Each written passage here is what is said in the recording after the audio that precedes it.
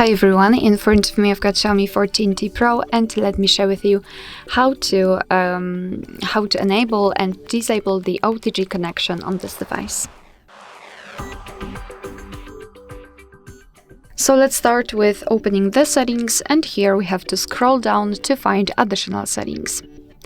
Now let's scroll down again to localize this OTG connection, OTG option, and tap on it. Now let's simply tap on this switcher, and from now on this option is active and you can freely use it. If you want to turn it off, you can either wait, because your device will turn off the OTG connection automatically after 10 minutes of inactivity, or you can do it manually just by tapping on the switcher.